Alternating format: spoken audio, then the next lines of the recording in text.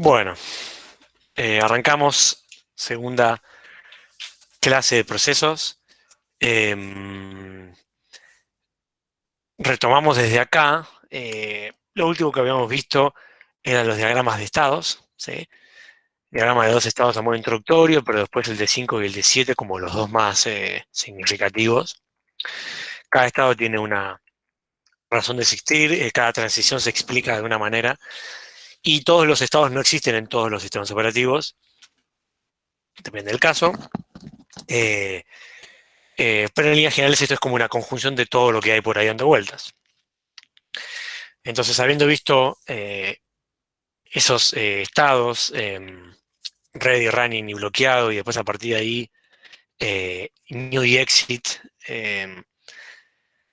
como estados ahí un poquito más, si se quiere, novedosos, y después estos más ocasionales, la idea era ver un ejemplo real, como ya hemos hecho otras veces, y ir a ver Linux, nuestro querido sistema operativo, em, para ver qué pasa con los estados, ¿no? ¿Qué tipo de estados tiene y qué pasa con estos procesos zombies que existen en Linux? Vamos a ver de qué se trata.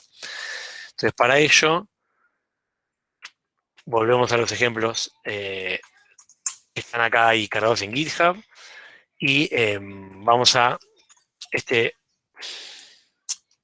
carpeta que se llama Process States, que nos propone eh, ejecutar un programa y correr PCS en otra columna para ver un poco los estados, ¿no? Bien. Entonces partimos esta terminal en dos, nos volvemos a loguear. ¿Se ve más o menos la letra? ¿Sí? Si no me dicen y lo agrando un poco más. Hacemos este truquito para achicar la... O Fede o Eli, tradúzcame si que no estoy viendo el chat, ¿eh? O, Y se ve. o háganse cargo.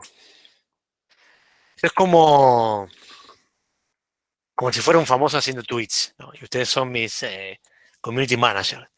Si hablan bien de mí, me lo dicen. Y se me reputean, responden por mí, pero no me lo dicen. ¿Está bien? Eso, es un poco pedido, digamos. Bueno, vamos a ver el código, ¿sí? Tenemos acá un programa que hace lo siguiente. While 1, ¿sí? ¿Saben lo que es esto? While 1 significa while true, ¿sí? En C. ¿Por qué está hecho así? Para romper las pelotas, pero en realidad no es una buena práctica de programación, ¿sí? Por favor, no lo hagan en el TP, ¿sí? En el TP pueden hacer esto, digamos, mejor. Define, no me acuerdo si esto era así, pero bueno, ustedes me corregirán. True 1, de hecho tal vez ya existe, ¿eh? Y hacen esto, ¿no? Como para que quede un poco más declarativo, ¿no? Pero como yo no sé si esto va a compilar, vamos a dejar el 1. En C, 0 es falso y cualquier valor distinto de 0 es verdadero. Por eso esto compila. Pero bueno, más allá de esto, tenemos un programa que en este while 1, el while es todo lo que hace el programa, ¿sí? Y hace lo siguiente. Durante un rato, entra en este for de 1 a 1.000.000 y imprime algo en la pantalla. Y acá en este printf nos damos una idea de lo que está haciendo. Está haciendo una entrada-salida de alguna manera, ¿no? Porque al estar imprimiendo la pantalla, está ejecutando indirectamente una syscall contra el sistema operativo. Un segundo.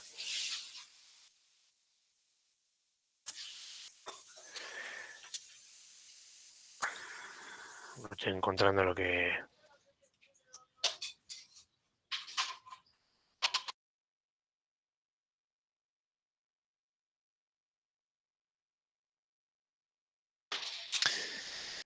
Bien. Entonces nada, estamos haciendo una operación de entrada-salida, que es imprimir la pantalla. Este carácter medio raro lo que hace es, nosotros imprimimos un punto y después imprimimos un carácter que borra este punto. Digamos, nada, magia negra de los caracteres que no importa. Hace esto 1.000.000 de veces, esto va a estar unos segundos, y después termina y empieza a dormir llamando a esta función, ¿sí? Que duerme por 5 segundos, ¿sí? Dormir también, vamos a ver que por detrás implica una operación de una syscall, ¿sí? Aunque no es estrictamente hablando una entrada-salida. Y después, finalmente, esta tercera etapa, antes de volver a empezar en el while, eh, intenta usar la CPU exclusivamente. Y para usar la CPU, entra en un for de un for, ¿no? Y acá adentro hace una cuenta súper compleja que no tiene ningún sentido más allá de usar la CPU. ¿Está bien? Eso es todo lo que hace. Hace esas tres etapas y vuelve a empezar, y vuelve a empezar. Entonces, un poco la idea es correr este programa y ver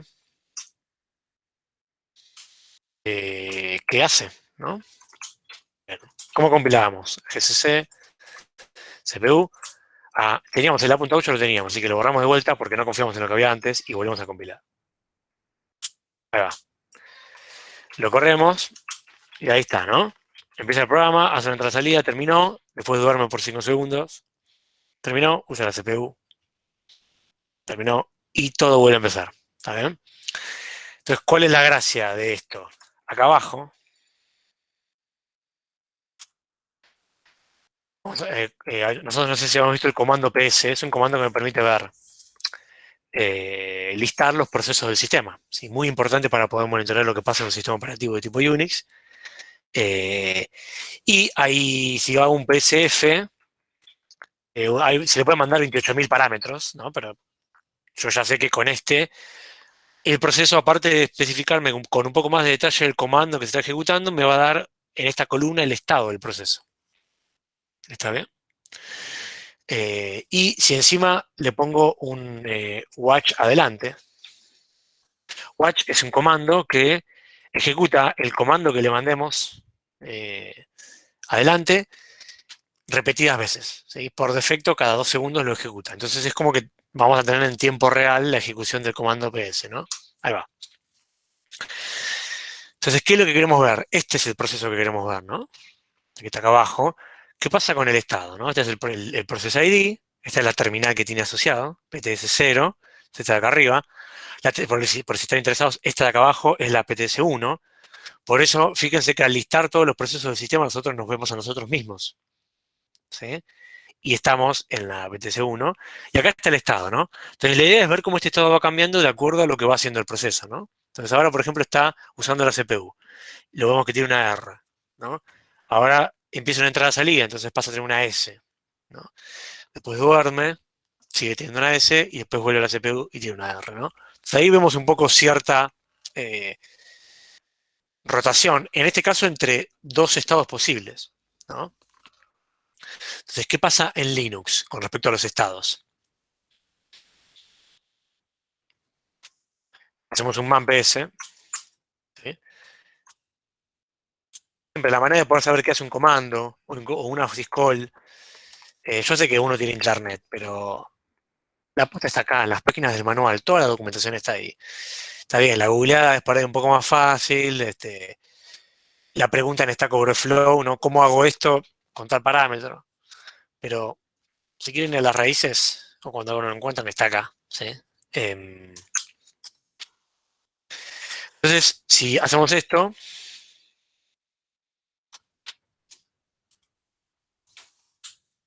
ah, vamos a encontrar todos los estados posibles que hay en Linux y qué significa cada uno de ellos, ¿no? Que no son exactamente los mismos que vimos en la clase.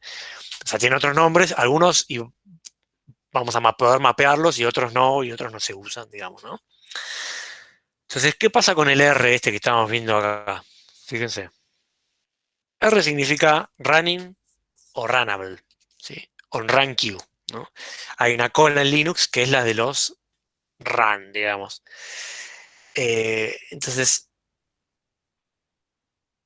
si tuviéramos que mapearlo a estos estados, ¿qué diríamos? ¿Cuál estado creen que es de esto que veíamos acá?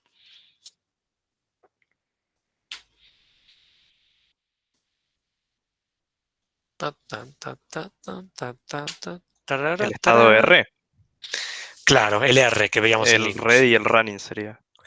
Exactamente. Es la conjunción de estos dos estados, ¿sí? O sea que en Linux realidad no sabemos con mucha certeza eh, cuántos procesos están exactamente en running, eh, diferenciándolos de los de ready, sino que tiene un estado que me muestra los dos. ¿Sí? Eh, en general, la mayor parte del tiempo es probable que sean pocos los que estén en la R porque están en ready, pero bueno, cuando los haya no los vamos a poder distinguir fácilmente con el estado este, como, como vemos en la teoría, ¿no? Y que por ahí otros sistemas sí lo tienen. ¿Mm? Eh, Después el otro estado que vimos, el S, ¿sí? Interruptible sleep, ¿sí? Waiting for an event to complete. ¿A qué le suena esto? Esta descripción. Si tenemos que mapearlo a uno de acá. A ver si yo puse acá, ustedes estaban copiando acá, no, bien.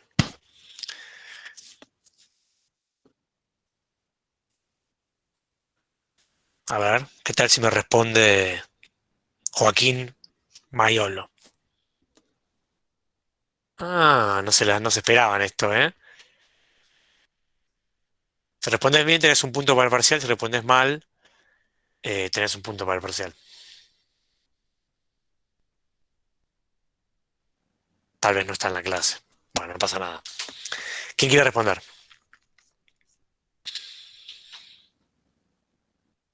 Yo no escuché la pregunta porque se me quedó sin batería el auricular. Este estado S, que era el que veíamos en el proceso. Si miramos esta descripción, ¿no? Dice, waiting for an event to complete. En castellano sería esperando por un evento a completarse. ¿Con qué estado lo podríamos asociar acá? De los que ¿En ¿Suspendido, puse. listo? suspenso? ¿Ready? No me dice nada sobre si está o no está en memoria. Así que Bloqueado. está más cerca del bloqueado. Sí.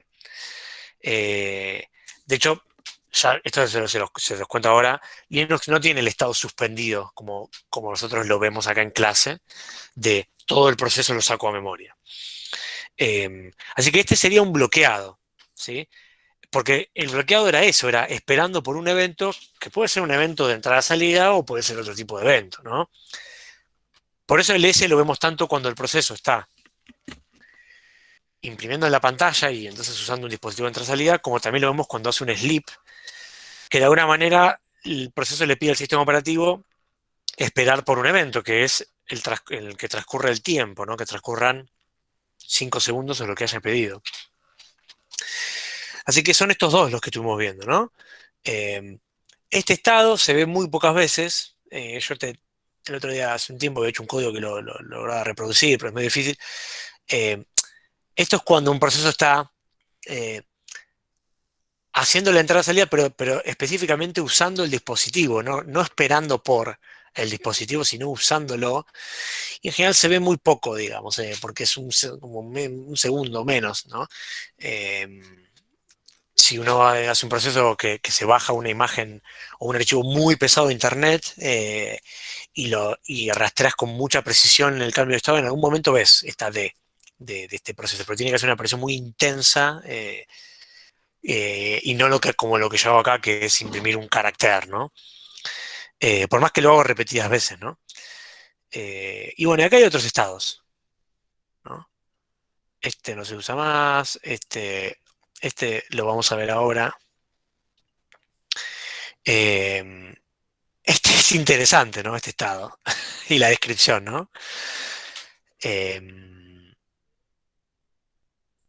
Efectivamente, yo no lo vi nunca este. Y este sí, ahora lo vamos a ver, ¿no? Los estados zombies en Linux. Bien, entonces,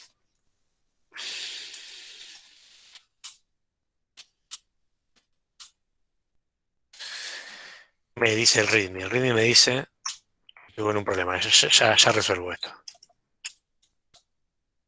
que pasa es que no me está.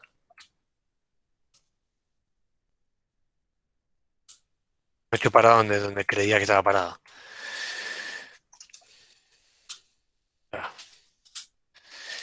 Entonces el chamaco me dice, Bárbaro, mira esto, sé feliz. Y ahora vamos a frenar un poco este proceso que está corriendo. Fíjense que no sigue corriendo, ¿no? Lo tenemos ahí, Tuki. Repetimos el comando, el watch que teníamos antes. Vamos a abrir otra terminal acá a la derecha. Vamos, para seguir viendo al chamaco de acá a la izquierda. ¿Sí? Tres terminales donde estoy conectando al mismo sistema operativo, ¿no? Acá abajo vemos lo que está pasando. Y lo que vamos a hacer es le vamos a mandar una señal a este proceso. ¿Sí? No vimos señales hasta ahora. Lo van a ver en profundidad más en el TP. Y si el TP aparte les pide que hagan algo más. Pero en una línea, una señal es una comunicación que un proceso le puede mandar a otro proceso a través del sistema operativo, o el propio sistema operativo le puede mandar a un proceso, una comunicación de tipo asíncrona, eh, que tiene un código de evento, y que el proceso de alguna manera como que atiende esa señal, ¿no? Y hace algo. Eh, en resumidas cuentas es eso. En Linux el comando kill, dejé de compartir la pantalla, ¿no? Eh, Sí, vamos de vuelta. Esto me pasa cuando se me bloquea. En Linux el comando kill, por más que el nombre indica que es para matar, me sirve para mandar una señal. Entonces le vamos a mandar una señal, el nombre está mal puesto, o sea, bla, no importa. Si yo le mando una señal a este proceso, ¡pum! Por defecto, efectivamente lo finaliza y lo mata, ¿no? Y acá se murió. Pero hay otra señal que me permite, eh, vamos a poner el nuevo PID porque al matarlo y levantarlo de vuelta el proceso tiene otro process ID, ¿no? A pesar de que se llama igual, ¿no? Fíjense, otro process ID, ¿está bien? Eh, hay muchas señales que uno puede enviar a un proceso y hay una predefinida que se llama stop, que frena el proceso, ¿no? ¿Qué significa cuando hago esto? Vamos a ver. Ahí se la mandé. Acá el proceso es como que dejó de ejecutar, me imprimió este mensaje, ¿no? Y acá tenemos un estado nuevo, ¿sí? No maté al proceso, lo frené, ¿sí? Una T, ¿no? Efectivamente era lo que significaba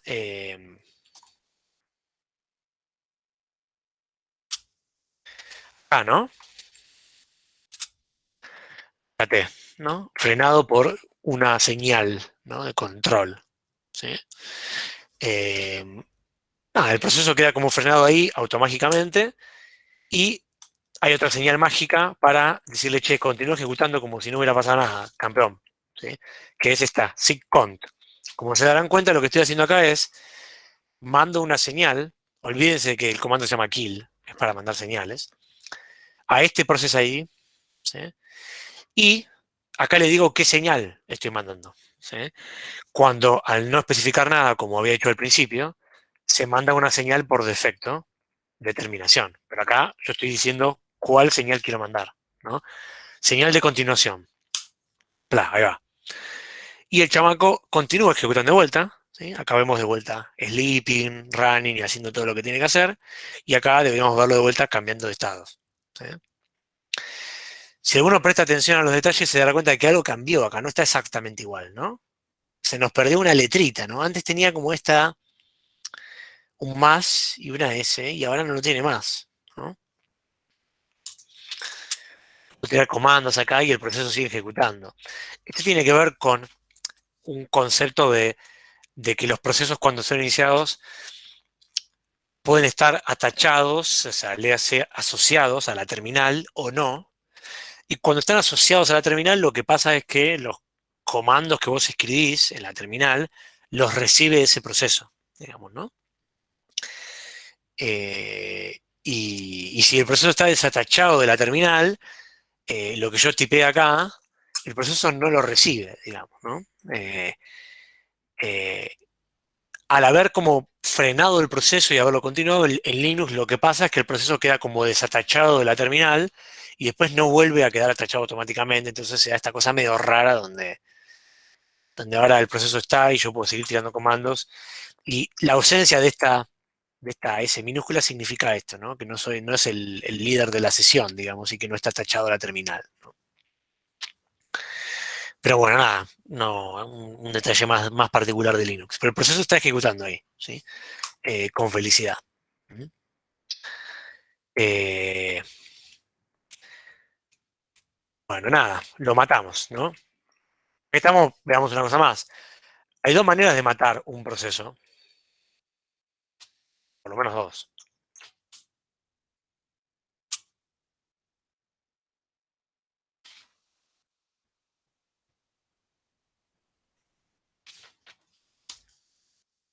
Me dice cuál se manda por default. Acá. The default signal is term. ¿Cuáles son las señales?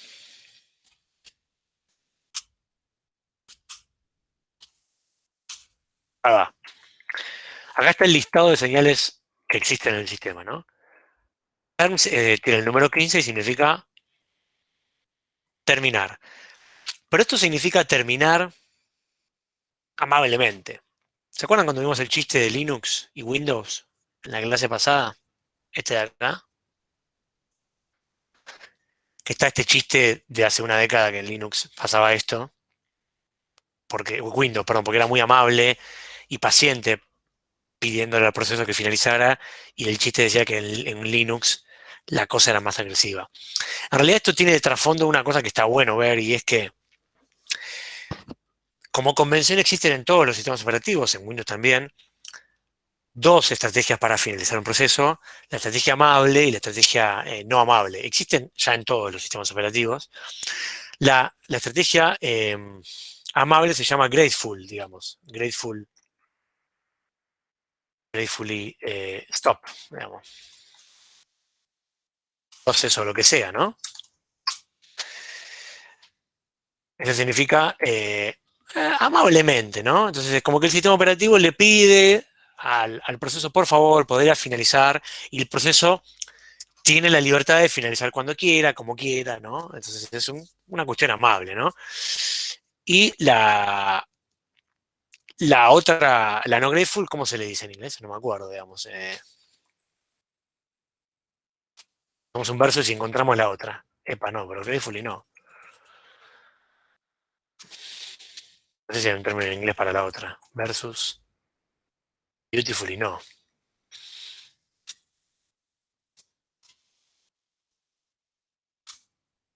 No me cago. Bueno, la otra es la. Bueno, acá le dice hard, puede ser esta. Eh, no, no sé si hay un término para la otra. Pero bueno, entonces, SIGTERM en Linux es el Grateful Termination. ¿Sí?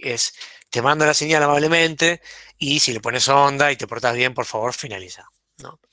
Eh, el proceso puede hacerse el logo y no finalizar, si quisiera. ¿Mm?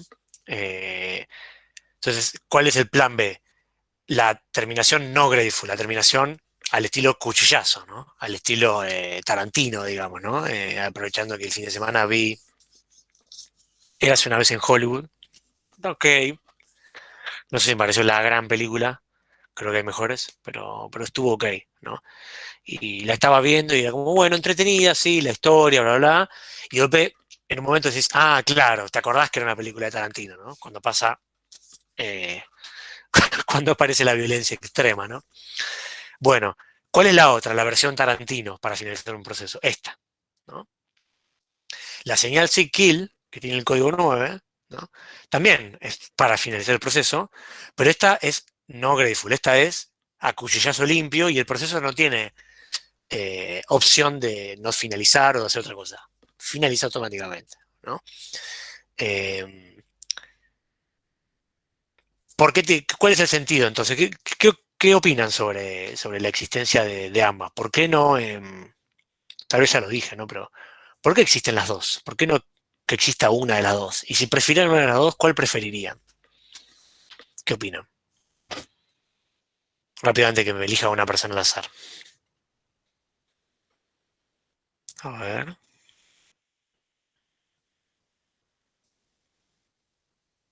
A este ya le hablé porque este se parecía. A ver. No, este soy yo. Tenemos una respuesta en el chat, Esteban. Ahí va. Bien. Bien, Caterina. ¿Qué dice? Imagino que usted debe lograr el proceso de finalizar que termine lo que está haciendo. Claro. O sea, tiene que ver con eh, una forma prolija de hacer las cosas, ¿no? En sistemas, en informática y en ingeniería, ¿no? Tiene que ver con eso, ¿no? ¿Cuántas materias vemos en la carrera que tiene que ver con hacer las cosas bien. No sé, en diseño de sistemas, cómo diseñar bien un sistema, los patrones de diseño, ¿no? Paradigma de programación, cómo llevar adelante una solución que respete el paradigma orientado a objetos para aprovechar los beneficios del polimorfismo y el encapsulamiento y bla, bla, bla, ¿no? Eh, Esto es eso, ¿no? Yo puedo finalizarlo a cuchillazo limpio, pero si lo hago así por él, el proceso estaba haciendo algo, y si le pido amablemente que termine, le doy la oportunidad de que, si tenía que mandarle un mensaje de despedida a su proceso amigo, le mande ese mensaje de despedida, y entonces el comportamiento general del sistema que ese proceso estaba manejando va a ser un poquito más razonable, ¿no? Porque el otro proceso se va a dar cuenta. Imagínense que es un chat, ¿no? Entonces yo quiero matar mi cliente de chat, y entonces de golpe del otro lado no reciben ningún mensaje y no entiende qué está pasando. Pero si del otro lado, si yo le mando un grateful termination a de las puntas del chat, esa grateful termination le da permiso a mandar un mensaje al otro lado y decir, che, mira, voy a finalizar abruptamente porque me lo pidieron, ¿no? Entonces tiene que ver con eso, con permitirle al sistema poder ser prolijo, mantener una consistencia en sus datos, tener una buena respuesta al usuario, ¿no? Así que va por ahí la idea del sig term o del grateful stop, ¿está bien? Y es por defecto lo que uno siempre debería hacer en una primera intención, ¿no? Entonces yo les aconsejo, si en algún momento están lidiando en el TP o fuera, digamos, del trabajo, con una situación en la cual tienen que matar un proceso porque no está respondiendo, siempre lo primero es ir por el grateful, ¿sí? Porque si se puede finalizar de esa manera, el proceso va a poder llevar adelante sus tareas de finalización si las tiene predefinidas, y eso siempre va a ser mejor que el cuchillazo limpio, ¿sí? Eh, Porque por ahí una base de datos quedó inconsistente, por ahí hay un proceso que no se enteró, y entonces todo queda como medio roto, y después para levantarlo de vuelta por ahí es más complicado, ¿no? ¿Está bien? Entonces es una buena práctica de operación de sistemas, ese Grateful Stop. ¿Está bien? Y si no lo conocían, ahora lo conocen. Y entonces, ¿para qué está el otro? El otro está para cuando el primero no funciona, ¿no? ¿Y por qué no puede no funcionar el primero? Dos casos básicos. Uno, el proceso está tan trabado, tan bloqueado en sí mismo, entró en un loop, no responde, digamos, y entonces no puede ni finalizar apropiadamente, entonces no puede finalizar, ¿no? Esa puede ser una opción. Eh, y la otra, no sé, es un proceso malicioso, un virus, ¿no? Claramente no le vamos a mandar una Grateful Stop eh, a un virus que tengamos ahí minando Bitcoin en nuestra computadora sin que nos demos cuenta. ¿Sí? Bueno, nada. Espero que les haya sido útil esto. Si bien se va un poquito de la cruzada, me parece que son cosas bastante interesantes y potencialmente útiles para la vida laboral. Y como siempre digo, nada, es una buena apertura para Tinder o para OkCupid. No sé, si no saben cómo arrancar, pum. ¿Sabés la diferencia entre SigTerm y SigKill en Linux? Con eso ya rompiste el hielo, ¿no? Bueno. Em, Y también la futura relación. Sí, o sea, ¿no? Porque si de una entendió de qué se trata, ya sabes que hay un idioma que puedes hablar, ¿no? Che, pingueame, ¿no? Y ese tipo de cosas, ¿no? Em, bueno, ¿qué más quería hacer acá? Ah, bueno, frenamos el proceso y lo continuamos. Bueno, bien. Y lo último que queremos ver es lo de los procesos zombies acá. ¿Está bien? Entonces, nótese que yo control C acá, por ahí no se ve, y no puedo matar el proceso porque quedó como desatachado de la terminal. Bueno, nada, lo tengo que matar. Vamos a darle un SigKill, ¿sí? SigKill, uno puede mandar el nombre de la señal, lo que estoy haciendo acá para hacer un poquito más claro, o puede mandar el código, ¿no? El código de SigKill es 9. Por eso seguramente habrán visto algunos, tal vez, este famoso kill -9, ¿no? El kill -9 es el cuchillazo limpio, porque se corresponde con la señal que vimos, ¿no? Que es la de te mato y no te doy oportunidad de decir ni siquiera adiós, ¿no? Ahí murió. Pum. Bueno. Vamos a ver los zombies.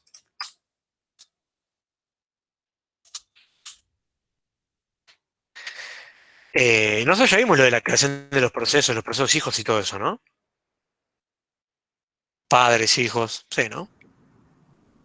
El ¿Sabés? árbol. No recuerdo si lo vi. Lo vimos el árbol, pero no sé si dimos muchos ejemplos al respecto. Pues yo no doy el ejemplo de fork en sí, por ahí lo vemos ahora. Pero sí, el árbol lo vimos porque estaba antes, ¿está bien? No, el árbol sí, no el hecho de cómo crear hijos y demás. O sea, esa parte Bien. más teórica. Bueno, lo van a ver y necesitan el TP, pero vemos un ejemplo muy fácil, ¿no? Que nos sirve para lo que queremos ver. En Linux, para que un proceso cree un proceso hijo, lo que hace es ejecutar esta llamada al sistema, se llama fork. ¿Sí? Fork significa bifurcación, tenedor, bla, bla, bla. Crea otro de los casos con los nombres poco claros en Linux. Crea un proceso hijo. Entonces el proceso este arranca a ejecutar como un campeón feliz, ¿sí? Eh, y de golpe, ¡pum!, ejecuta esta función, ¿sí? Que es una syscall. ¿Está bien? De acá para abajo, lo que va a pasar es que existe el proceso que estaba originalmente y uno nuevo, ¿sí? Ambos están en el sistema ahora, ¿sí? Y Linux tiene la particularidad de que el proceso hijo es un clon del proceso padre. ¿Eh? No sé si vieron la película, ¿cuál película puede ser de clon? Esta de Schwarzenegger, que es medio pedorra, que se van clonando para no morirse, o que cuando se mueren, ¿cómo es? Que tiene la marquita en el ojo, ¿cómo se llama? Eh, em, que cada vez que se muere lo clonan de vuelta al malo, entonces con la memoria continúa vivo, pero no. Ah, ya nadie la vio esa película, ¿no? Porque es muy vieja, muy ¿No estás adelantada. hablando de Terminator? No. Está Marquita en el Schwarzenegger ojo. y hay un coso y tenés puntitos en el ojo y la cantidad de puntitos te dice cuántas veces te clonaron. Es una empresa que clona gente y que ofrece para que, tipo, tenés un amigo que se está por morir o se murió y no querés lo querés tener al lado, entonces sacás un cacho de pelo. Sexto día.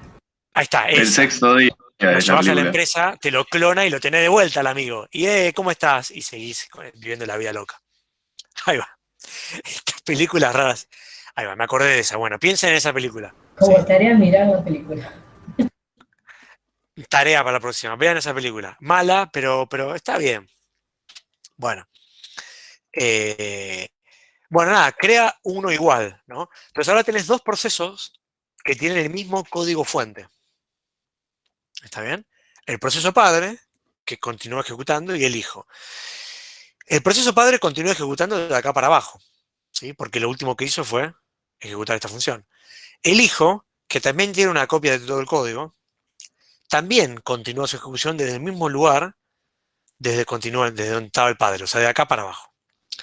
Pero nótese que el hijo tiene su propia copia del código. Es igual, pero es su propia copia. ¿Sabe? Entonces los dos ejecutan esto. ¿Por qué está hecho así en Linux? Nada, hay que ir a ver la historia, arqueología, qué estaban fumando las personas que estaban programando esto en el año 90, no lo sé. ¿Por qué, digamos? Está la pregunta. Porque uno dice, bueno, el hijo tal vez debería ser algo distinto del padre, ¿no? Entonces, si tiene el mismo código, este if resuelve un poquito el problema.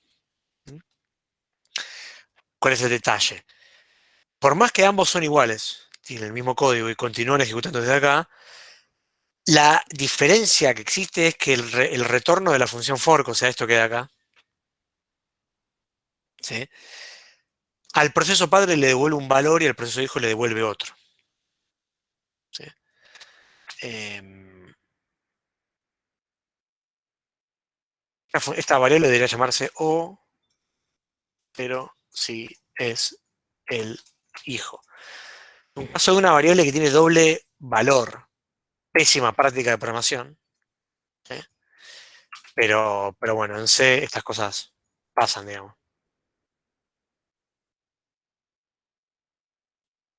acá reutiliza la variable, pero... Ah, no, no es necesario. O sí la reutilizaba. Sí, la reutilizaba. Así que ahora hay que ponerle un nuevo valor. Ahí va. Es medio raro, pero es así. Entonces, el proceso padre que tiene este código le va a devolver el PID del hijo. Pero si el proceso es el proceso hijo el que está ejecutando este código, esta variable va a valer 0. Entonces, ¿qué va a terminar pasando con este if que ponemos acá? Si soy el padre, me va a devolver un PID del hijo que siempre va a ser mayor a 0, porque los PIDs nunca son 0. Entonces, este código lo termina ejecutando el proceso padre porque el if así lo determina, digamos, ¿no? Y el hijo, como para el hijo esta variable va a valer 0, este if va a dar falso, entra por acá, y entonces logramos que con un if hacer que este código solo lo ejecute el hijo y este código solo lo ejecute el padre. Si no quedó 100% claro, no se preocupen. Van a volver sobre esto. Pero bueno, en esencia, este código lo ejecuta el padre y este lo ejecuta el hijo. ¿Está? Y bueno, lo que pasa acá es que, para ya ir concreto al ejemplo, ¿no? El padre duerme por 10 segundos y después imprime un mensaje. El padre no va a entrar en este else, entonces después de eso el padre finaliza. ¿Sí? El hijo, como entra por acá, hace un getPID para conocer su PID. Esta es una llamada al sistema, una syscall. Imprime su process ID de hijo y duerme 20 segundos. Y después hace un puts, continúa acá abajo y finaliza. ¿Está bien? En definitiva, es un proceso padre que crea a un proceso hijo. La idea es ver los estados y ver un poquito cómo se ve.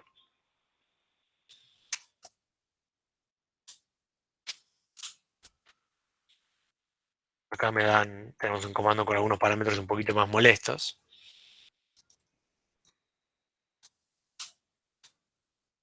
Ahí va.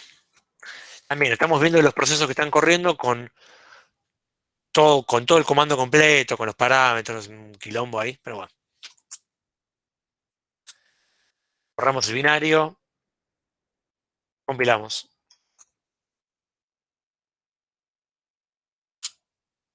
El binario y ahora lo ejecutamos, ¿no? Ahí va. Te faltó tener un... Ojo que hay alguien que está desmuteado, ¿eh?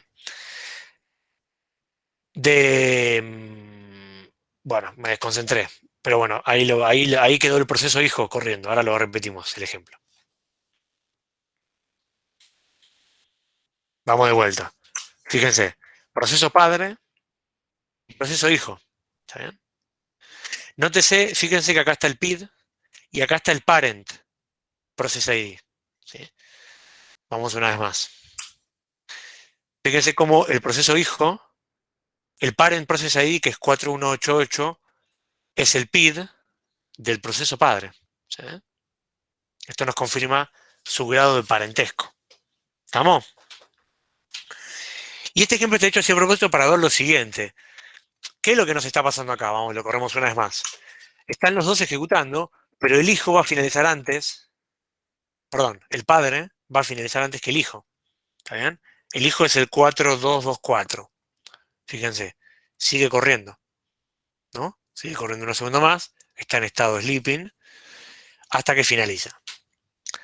Entonces, acá ya nos podemos dar cuenta de una cosa de Linux y que pasa en general, y es que el proceso hijo no necesitaba al padre para estar vivo y ejecutar. ¿Sí? El padre finalizó y el hijo siguió ejecutando. ¿Está bien? Esto yo lo resalto unos slides más atrás, lo vimos en la clase pasada, y ahora lo estamos viendo en la vida real, y entonces aprovecho para resaltarlo porque es una confusión común. ¿Mm?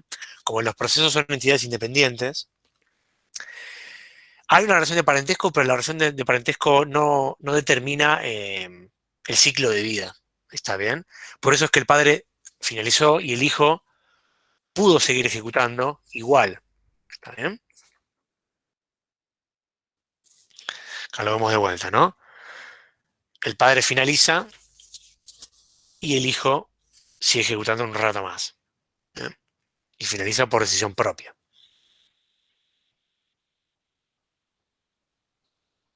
Mira esto, quedó re medio impad. No conocía eso, una bola de entorno para la papelera de reciclaje.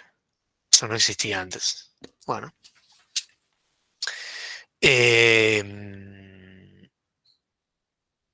¿Estamos bien? ¿Hasta acá? Estamos viendo un poquito de la creación y esto, ¿no? La forma de ejecutar este comando nos permite ver el parentesco porque me arma como el arbolito acá con estos caracteres, ¿no? Si no sería un poco más complicado verlo.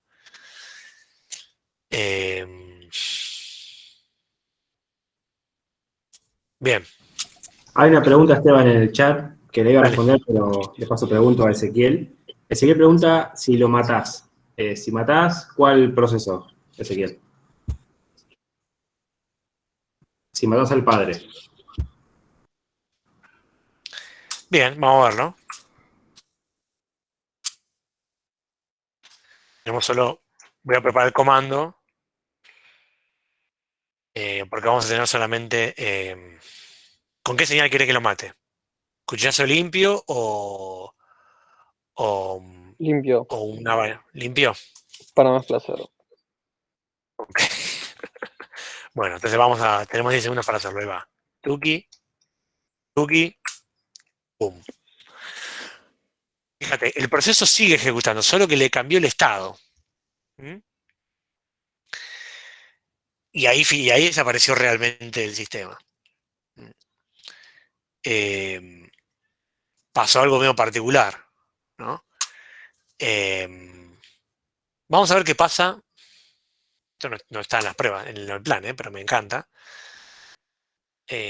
Bueno, no llegué. Vamos a preparar. Vamos a hacer con la otra señal, que quiero sacarme una duda acá. Finaliza. Vamos de vuelta.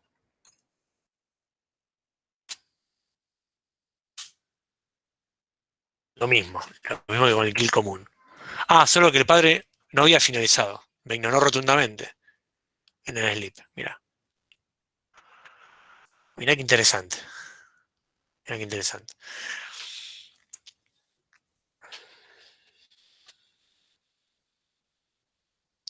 Parece que cuando matás al proceso padre, con estas señales, ahí sí hay una especie de finalización del hijo, pero no cuando el proceso padre finalizó voluntariamente.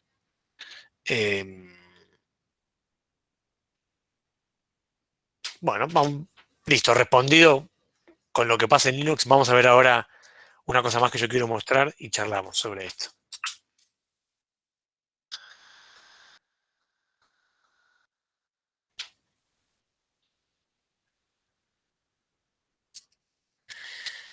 Mira, acá estaba justo una propuesta para hacer eso.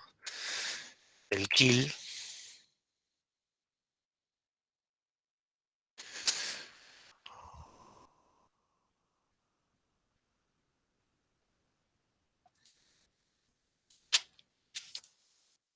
Esto no estaba acá en la propuesta, pero vamos a cambiar esto. Y vamos a ver que el padre duerma más tiempo que el hijo.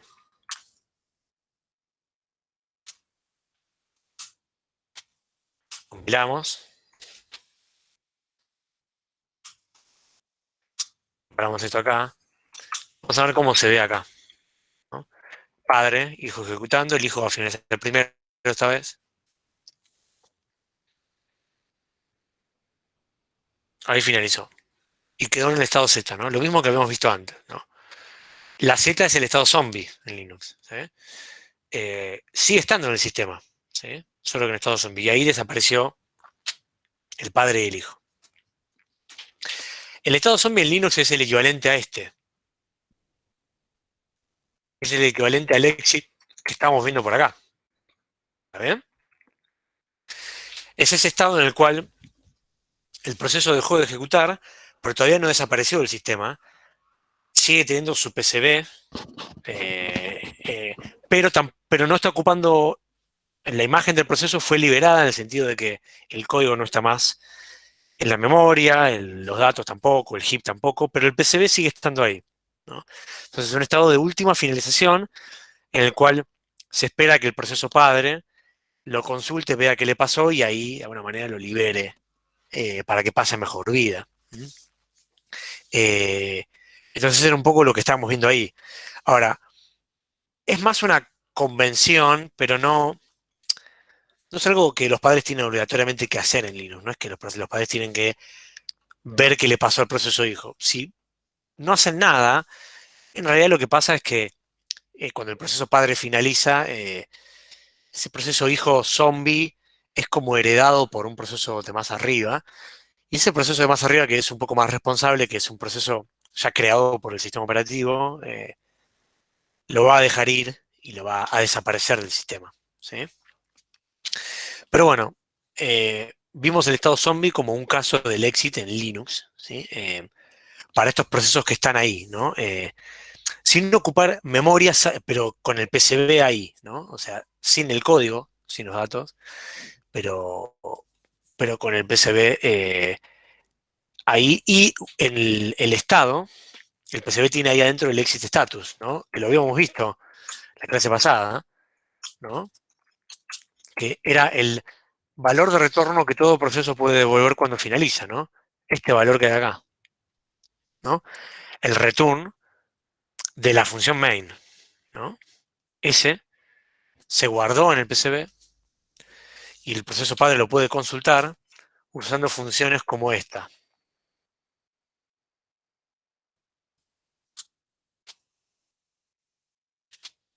No, porque esta es de Python. Esta, no. Esta. Es una syscall para esperar que un proceso cambie de estado. Eh, en realidad, en particular, cuando se queda zombie, pero creo que se puede configurar con mayor complejidad, digamos, ¿no? Esta es de alguna manera la manera en la cual un proceso padre esperaría que un hijo finalice, si quisiera, y consultaría el estado este que el hijo devolvió, que sería guardado en esta dirección de variable que se manda por parámetro. Bueno, espero no haberlos confundido mucho y que haya servido esto, que haya aclarado o por lo menos mostrado cosas nuevas sobre los estados en Linux, sus distintos vericuetos. ¿Alguna duda que haya quedado por ahí? Justo eso, que Ramiro decía que tal vez copiaste el PID del hijo y no del padre. La verdad que no presté atención a ese paso. Claro, sí. Creo que lo había hecho el de... Ah, hice el del hijo, claro. Vamos a repetirlo. Em, sí, es verdad, es verdad. Porque copié el que se imprime y el que se imprime es el del hijo. Maté al equivocado. Por eso se quedaba zombie, porque eso no tenía sentido con lo que yo hubiera esperado que pasara. Vamos de vuelta. Debemos matar al padre, ¿no? Vamos a dejarle 20 a los dos, no importa. Bueno, nos volvemos atrás por las dudas, pensando en los futuros cuatrimestres. Borramos, compilamos como campeones, preparamos para ejecutar. Nos preguntamos por qué no lo ejecuta. Repetimos el watch acá abajo.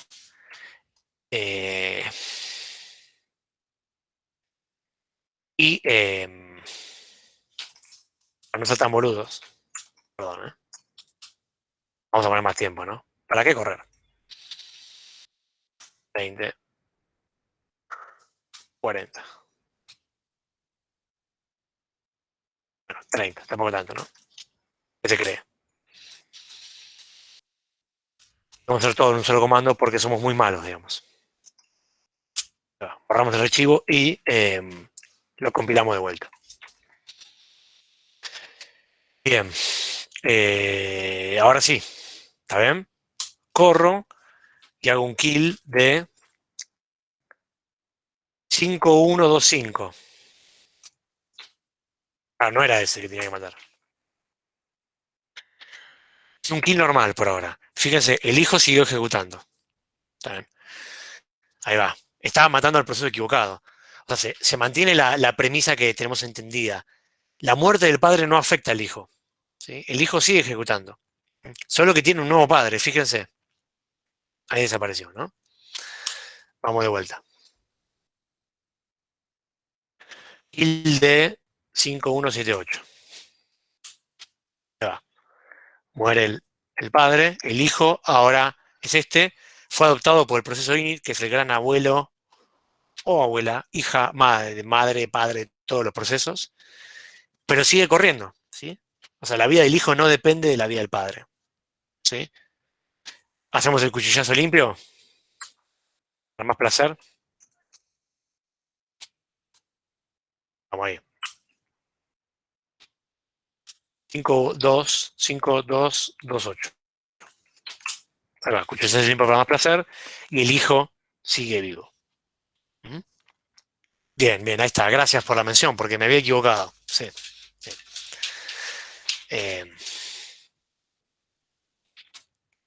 Podemos matar otros procesos, ¿no? Ya que estamos, ¿no? Para ver qué pasa. Por ejemplo, la terminal de comandos. 1, 4, 8, 9.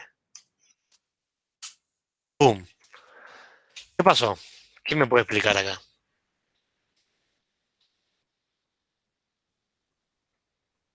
Por 10 monedas de preguntados. Sé que lo juegan.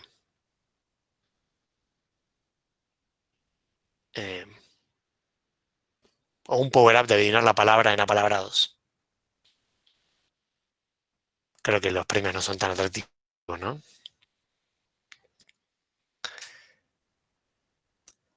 Exacto, Ezequiel, sí, efectivamente.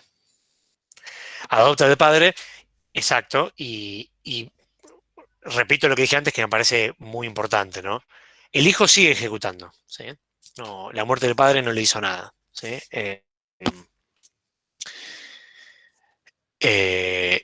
Acá pasó algo, ¿no? Se me cortó la conexión, ¿no? ¿A quién maté yo? A un proceso bash, ¿sí? El proceso bash estaba gestionando los comandos de esta terminal. Lo maté y por lo tanto terminé matando la sesión a través de la cual me había logueado. Y entonces quedé afuera de Linux. O sea, ahora estoy en mi máquina local, ¿sí? Así que me conecto ahí de vuelta. ¿Y si quileas el 1, que es el proceso Eh, padre? te gusta el quilombo a vos, ¿eh? Toma, ahí tenés. Eh, ¿Qué pasó? Ok, porque tratas de hacer una llamada a sistema y el sistema no lo permitió. Porque el proceso uno es muy especial. Pero alguien que sepa un poco más dice, pero para, ¿y si lo haces con sudo?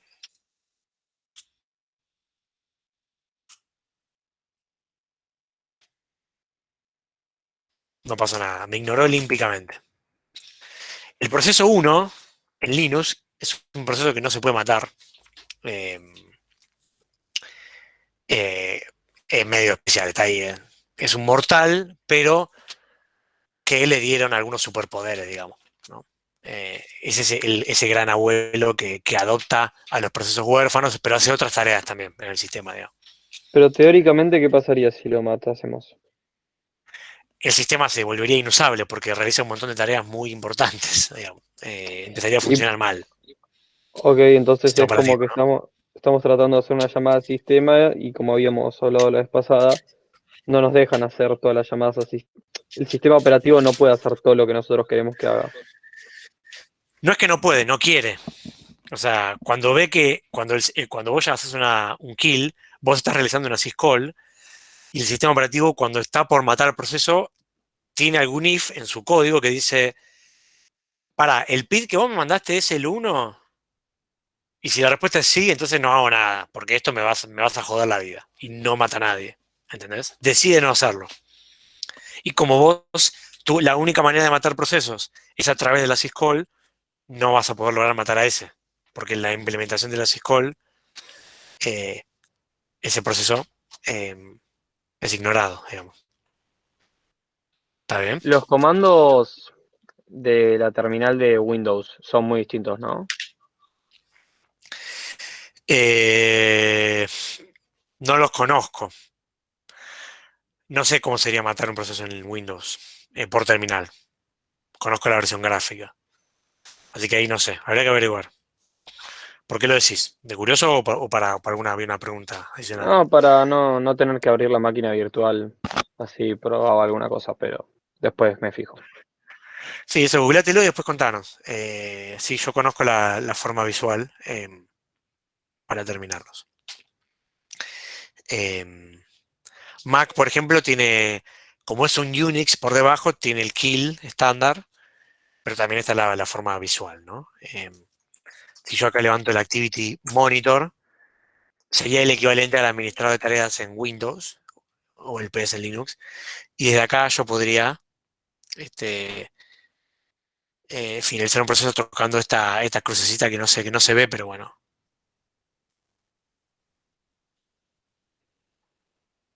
¿Y ahí siempre figuran Acá todos el los PDF. procesos o hay procesos que no figuran en el administrador de tareas? Procesos ocultos que podemos buscar en la terminal. Vos vas a ver todos en general vas a poder ver todos los procesos, eso es lo normal, por lo menos en Linux y en el resto también. Deberías poder verlos todos, no existe, o sea, el concepto de proceso oculto no suele existir en los sistemas. Los vas a ver ahí. Por ahí van a tener permisos especiales, corran con algún usuario administrador, entonces si vos no sos administrador por ahí no les puedes hacer nada, y a veces hay casos tan especiales que el sistema ni siquiera te deja hacer algo con ellos, digamos. En algunos casos por ahí hasta los podés matar, pero el propio sistema operativo los reinicia nuevamente. Yo la verdad no sé si al haber matado al Kill 1 el sistema operativo no lo reinició este, tan rápidamente que no nos dimos cuenta, digamos.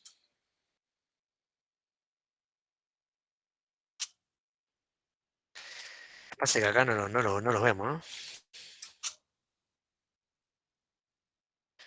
Como para filtrar el 1, se llama init, si no recuerdo mal. Ahí va. Vamos a hacer una cosa. Vamos a hacer un watch. eh,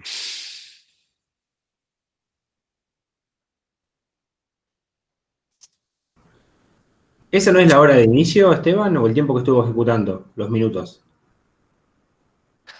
buena pregunta, buena pregunta. Porque con eso ya te podrías dar cuenta, me parece. Epa, ¿qué pasó? La cagué.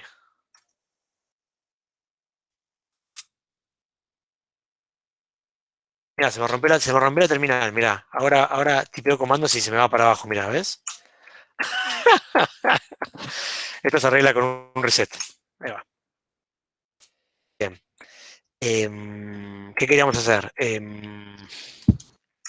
Verificar lo de qué dato es esa hora que se marca ahí. Ese time. No sé qué es el ese time.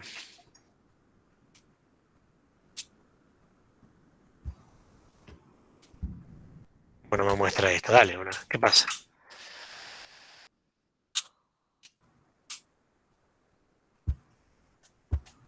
Falta ver las columnas, no me las muestra.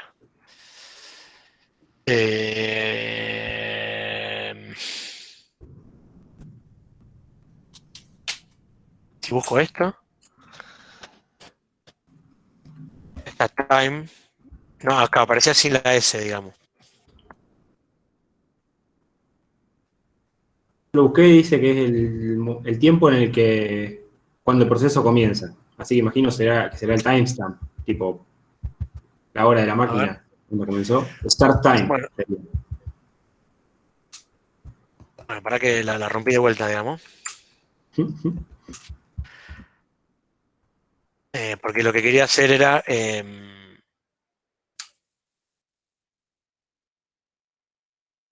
barra grep init. Esto quería.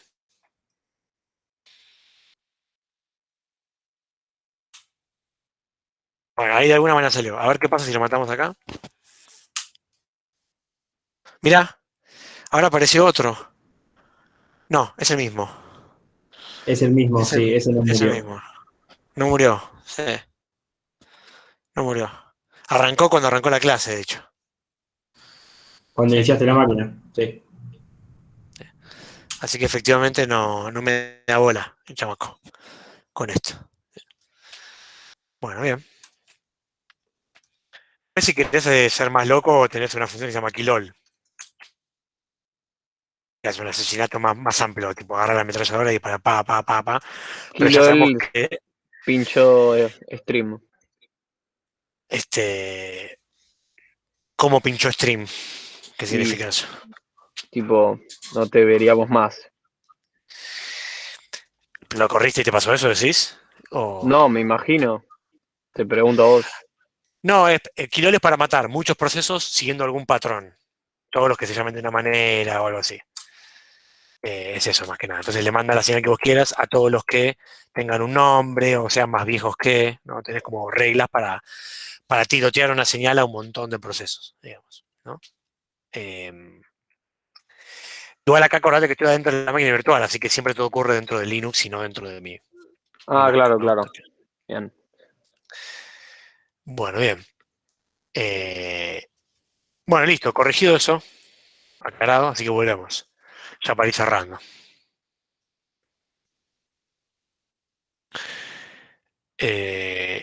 Bien, segundo tema importante. Y último antes del test. Presta atención, digamos, porque esto es otro tema, aunque tiene que ver con procesos. Cuando hacemos llamadas al sistema, siempre vamos a decir que hay dos formas en las cuales se pueden ejecutar las llamadas al sistema, ¿sí? Estas formas son la forma bloqueante y la forma no bloqueante. ¿Mm? Las llamadas al sistema tienen siempre una forma de ejecutar, alguna de las dos, depende de cada llamada al sistema y de cómo el sistema operativo las configura por defecto, y algunas de las llamadas al sistema pueden ser cambiadas en su forma de ejecución y ir al otro modo, digamos, ¿no? Pero todas, en algún momento determinado, están configuradas de alguna manera, como modo bloqueante o como ejecución no bloqueante. ¿Está bien? Y acá está un poco un cuadro que armé yo, que no está en el libro y que para mí ejemplifica de la mejor manera posible qué pasa, digamos, con la ejecución en cada modo, ¿sí? Antes de mirar el cuadro, eh, es importante que entendamos que esto se conecta con esto, ¿no? Con este estado bloqueado que está acá, ¿no? Que sea o no bloqueante significa si el proceso, al realizar la llamada al sistema, va a quedar o no en este estado, ¿sí? En estado bloqueado. Que al ser un estado bloqueado ya sabemos que es un estado en el cual el proceso no está ejecutando, no está ocupando la CPU, tampoco está listo para ejecutar, ¿no? Está esperando por un evento. Y es un estado en el cual el proceso pierde el control. Todo proceso que está bloqueado eh, está esperando por algún evento, la ocurrencia del evento no depende del propio proceso, por lo tanto, pierde el control sobre lo que puede hacer, porque hasta que no lo despierten de alguna manera, no vuelve a poder ejecutar. ¿Está bien? Entonces, con eso en claro, volvemos acá y vamos a ver los ejemplos, ¿no? Una manera que me gusta más de ver esto es volviendo acá y yendo a la función receive de Linux. Esta función es una llamada al sistema que sirve para recibir un mensaje de un socket, ¿sí? Probablemente en el TP0 en algún lugar esté el llamado a esta función. Uno le manda el socket de la conexión que tiene establecido, ese canal de comunicación, y va a esperar recibir un mensaje en un buffer que uno tiene que predefinir, ¿no? ¿Qué pasa si cuando voy a llamar a esa llamada al sistema, el proceso ya me había mandado un mensaje, ¿sí? En ese caso, ese mensaje estaba esperándome en algún buffer del sistema operativo, ¿no? Que está ubicado en la memoria RAM, y esa función receive va a tomar ese mensaje, lo va a disponibilizar adentro de esta variable, y la función va a volver con un código de éxito, y el proceso va a poder entonces disponer de ese mensaje que ya estaba ahí esperándolo, ¿sí? Ahora, el caso interesante es el caso inverso, ¿no? ¿Qué pasa si yo llamo a esta función receive sobre un socket que está establecido, que es válido, ¿no? Que representa una comunicación con un proceso que puede ser la misma computadora, puede ser otra computadora en la misma red, o ahí en internet en Tanzania, y ese proceso hasta ahora no me mandó ningún mensaje, ¿sí? Bueno, en Linux, la función receive se va a quedar bloqueada a la espera de que llegue algún mensaje. Y por lo tanto ese proceso va a quedar en estado bloqueado, en este estado que vimos acá. El evento que va a hacer que ese proceso se desbloquee, ¿cuál va a ser? Que exista un mensaje enviado por ese otro proceso, ¿está bien? La llegada de ese mensaje va a desbloquear al proceso que llamó a la función receive. ¿Está bien? Así funciona por defecto esta llamada al sistema que sospecho ustedes van a tener que usar en algún momento en el trabajo práctico. ¿Qué decimos sobre la configuración entonces que tiene esa llamada al sistema en particular? Bueno, lo que decimos es que la función receive se define como bloqueante. El nombre ya nos da una idea, ¿no? Lo podemos ya mapear un poco con el comportamiento que yo les acabo de describir, ¿no? Acá va entonces una definición formal de lo que es bloqueante formal armada por mí, pero tómenla como la bibliografía hasta que aparezca algo mejor. Lo que pasa en realidad con el criterio de bloqueo es que la operación bloqueante no es que bloquea siempre al proceso, sino que lo va a bloquear si se dan ciertas condiciones que tienen que ver con que el objetivo de la función que yo estoy ejecutando no se va a poder cumplir en el corto plazo, digamos, ¿no? Si yo llamo a esta función, que por ejemplo quiere recibir un mensaje, y eso no se va a poder cumplir en el corto plazo, entonces la función me va a bloquear. En el caso de receive, si no hay un mensaje esperándome, entonces cumple con esta definición de que va a tardar mucho en poder cumplirse esta función, mucho en realidad sin saber exactamente cuánto, ¿no? Por ahí es un segundo, por ahí son 5 segundos, por ahí son 10 minutos, ¿sí? Pero la no existencia de un mensaje esperándome ahí en receive representa esto de va a tardar mucho, entonces se bloquea el proceso. Ahora, si yo voy a escuchar, yo voy a recibir un mensaje y el mensaje ya estaba esperándome, ¿sí? Porque el proceso lo envió, entonces entramos en esta categoría, en esta condición. La operación la puedo realizar inmediatamente, ¿no? ¿Cuál es la operación en receive? Disponibilizar el mensaje que me enviaron. Uno, ¿sí? Por lo menos uno. En ese caso no va a bloquear, porque la operación se puede hacer. Yo puedo agarrar el mensaje que estaba esperándome y lo pongo a disposición del proceso. Así que, en ese caso, la función receive ya realiza la operación, no se bloqueó el proceso, tiene el mensaje a disposición y opera con el mensaje y hace lo que tiene que hacer. ¿Está bien? ¿Hasta acá me van siguiendo? Estamos entendiendo cómo funciona una syscall que es de tipo bloqueante o que está configurada de manera bloqueante. Con el ejemplo de receive, que es un ejemplo muy bueno para este ejemplo que recibe un mensaje por un socket. ¿Está bien? Valores de retorno posibles.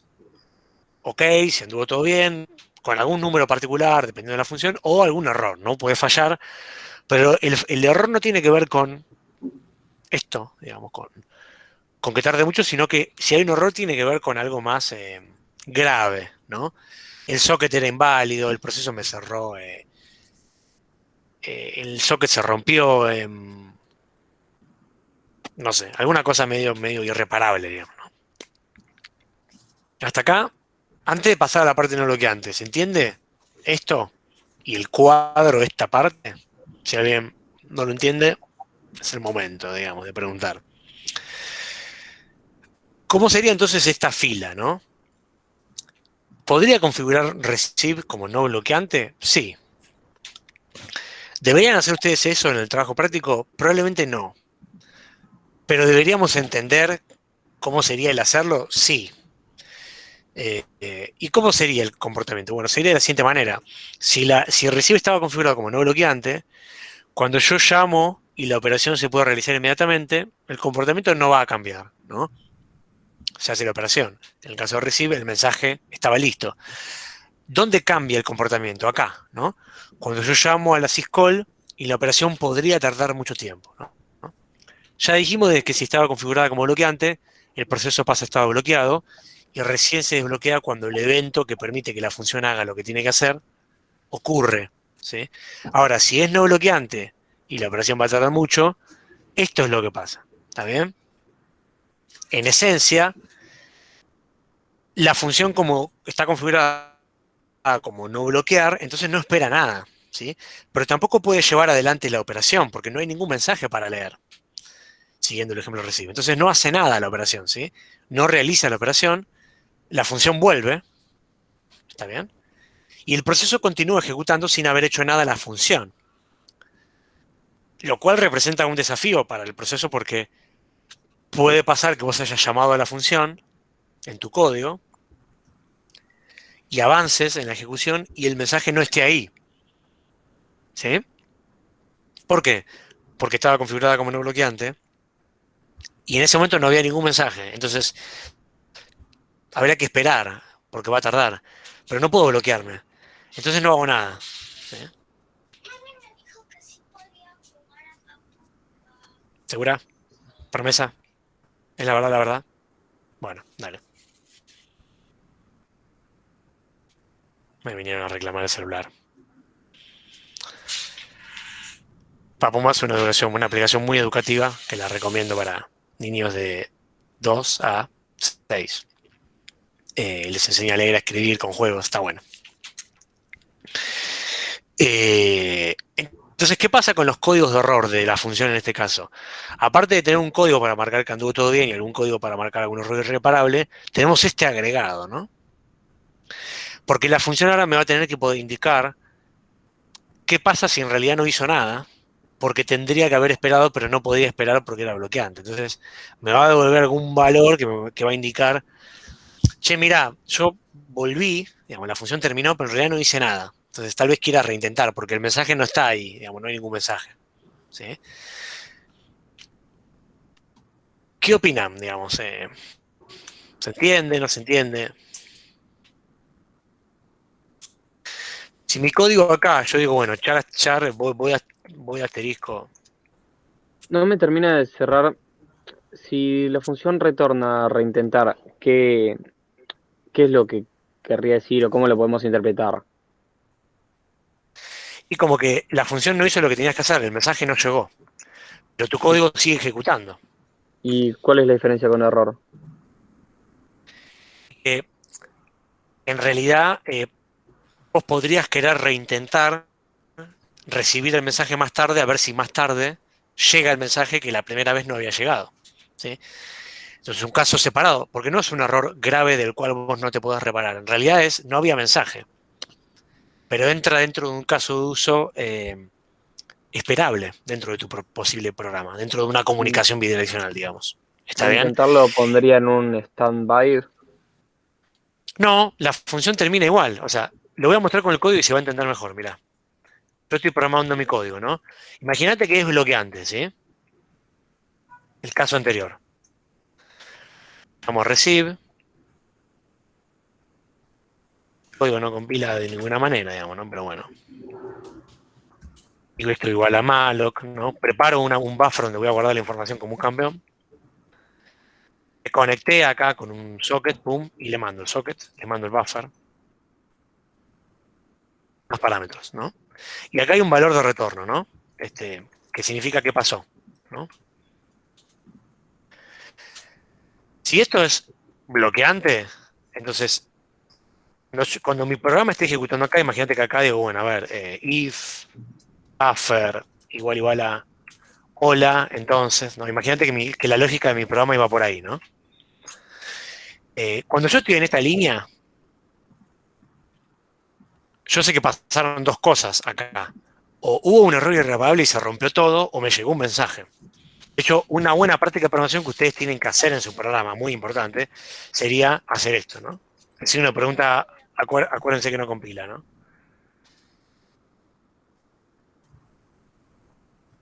¿Salió? Pero papi, Mira, no, pero yo quería salir de que me salga la pantallita, yo no quería ir a los juegos. perdón. ¿A dónde querés ir? ¿Al podcast?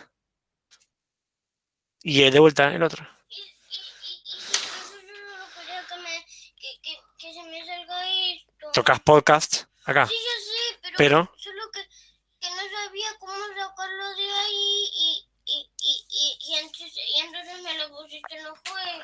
bueno, pero toca. Si tocas acá, Y sí, pero yo ya gira estaba ahí. y ya aparece el podcast. Y sí, pero yo ya estaba ahí. Ah, ya entendí, ya entendí. Vos querías salir del menú. Ahí. Tocas afuera. Ah.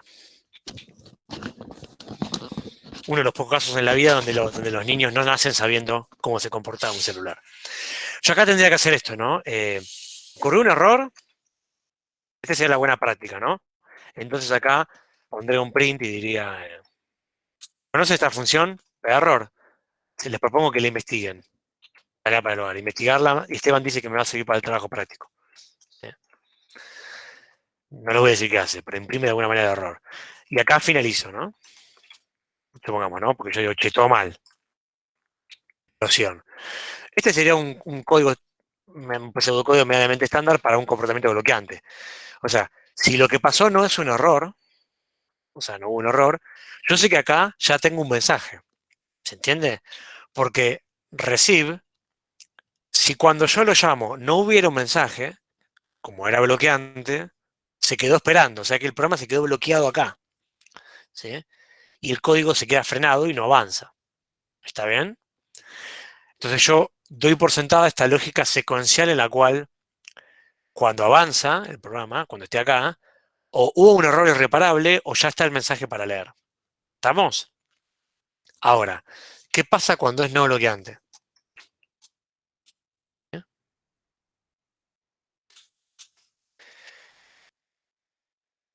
Acá tengo un problema más. O sea, este código lo tengo que tener porque puede haber un error irreparable. Pero ahora, acá abajo, vamos a... Tengo un problema. Tal vez el mensaje todavía no es... Esta variable buffer está vacía. ¿Sí? Ese es mi problema en el comportamiento no bloqueante. ¿Por qué? Porque si cuando yo llamo a receive en modo no bloqueante, nadie me mandó un mensaje, receive no hace nada y vuelve la función con un código. ¿Eh? Entonces yo digo, che, ¿qué pasó? ¿Hubo un error? No, no es un error. Y si yo empiezo a operar sobre buffer, todo mal, porque acá no hay nada. Esto va a generar un comportamiento indeterminado. Entonces yo tengo que en realidad hacer algo como esto acá, ¿no? Y lo que pasó es que en realidad yo tengo que reintentar, chamaco. Yo tengo que agregar una lógica que considere esa circunstancia, que es que tal vez no pinchó, pero en realidad no hay ningún mensaje, ¿no? Pero no puedo procesar el mensaje porque no hay mensaje. ¿Está bien? ¿Me siguen con la diferencia? ¿Sí? Entonces, ¿qué haríamos acá? Estamos pensando desde el punto de vista de que va a haber un mensaje, pero todavía no lo hay, ¿no? O Correcto. está y no podría ser un do while. Exactamente. Efectivamente, yo debería reintentar, ¿no? La mala práctica de programación me permitiría hacer esto, ¿no? Bueno, volvamos a llamar a receive, ¿no? Pero esto me obligaría a poner un if acá adentro y esto no está bueno, ¿no? Entonces, lo que vos proponés, que es un while, sería un poquito más while o do while, no importa. Sería la Podés posta, ¿no? En contratar a una realidad, persona para que haga una recursividad sin usar recursividad. exactamente. Con algún lenguaje más funcional, si se pudiera, ¿no? Eh, entonces, tal vez tendría que, lo importante es que yo tendría que volver a llamar a la función receive si yo espero que llegue un mensaje en algún momento. ¿Está bien? Si no, no puedo procesar el mensaje, ¿no? Vamos a dejar igual como estaba antes. Eh, Reintentando, ¿no? Ahora, ¿tiene sentido esto? Yo les pregunto a ustedes, ¿tiene sentido esta operatoria no bloqueante? Eh, Llamar a receive y si no hubo un error, pero no llegó el mensaje, entonces lo llamo de vuelta, ponele que lo hago con el while. ¿Para qué hacerlo así? ¿No? ¿Por qué el código Yo veo queda más como que, complejo, ¿no? yo veo como que el bloqueante ya te soluciona, digamos, es como que estás implementando el bloqueante abajo. Pienso que Claro. tiene algún uso el no bloqueante, pero acá no lo veo, por ejemplo. Bueno, pero pensemos un poco out of the box, o sea, Yo acá lo que tiene que hacer este programa lo estamos inventando en realidad, ¿no? ¿Cuál es el caso de uso? Lo estamos inventando a medida que avanzamos. Deformemos un poco el caso de uso. O sea, ¿cuándo podría pasar que mi programa en realidad le convenga ir por este camino, ¿no? ¿A alguien se le ocurre? Y que no sea simplemente reinventar el bloqueante, ¿no?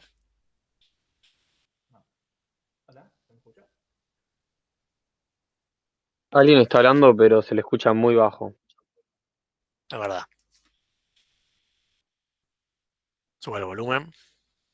Es un sistema que sea, digamos, no sincrónico.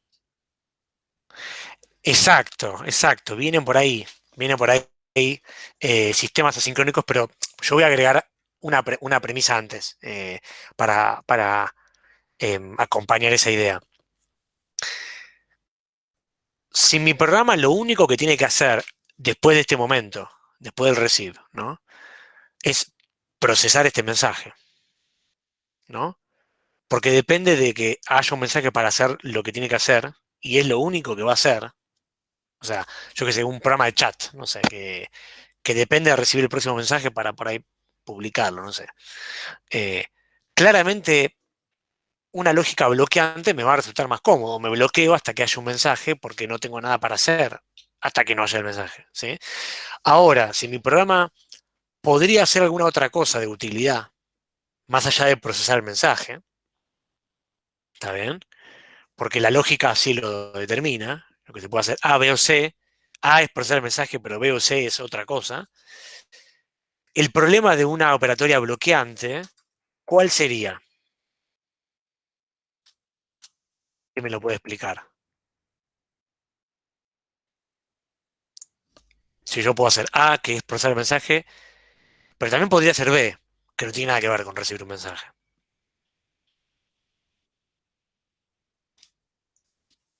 Que B no lo vas a hacer nunca hasta que no te Hasta que llegue llegue un un mensaje. mensaje. Sí. ¿Por qué? Porque quedo bloqueado, ¿no? Y cuando quedo bloqueado, no estoy ejecutando, ¿sí? Acuérdense del famoso filósofo Sócrates de la programación que dijo, ejecuto, luego existo. ¿Sí? Si yo estoy bloqueado, no puedo decidir hacer otra cosa, porque ya estoy bloqueado. ¿Está bien? Eh, entonces, el bloqueante está muy bueno y es muy práctico si es lo único que voy a hacer, ¿no? Pero si quiero hacer varias cosas, en realidad la estrategia no bloqueante me permite esto, ¿no? En realidad no había un mensaje,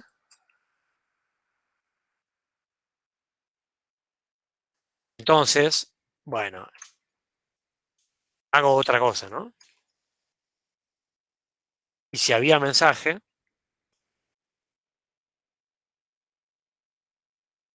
me encanta programar así, poniendo esa raza, digamos. Entonces, proceso el mensaje.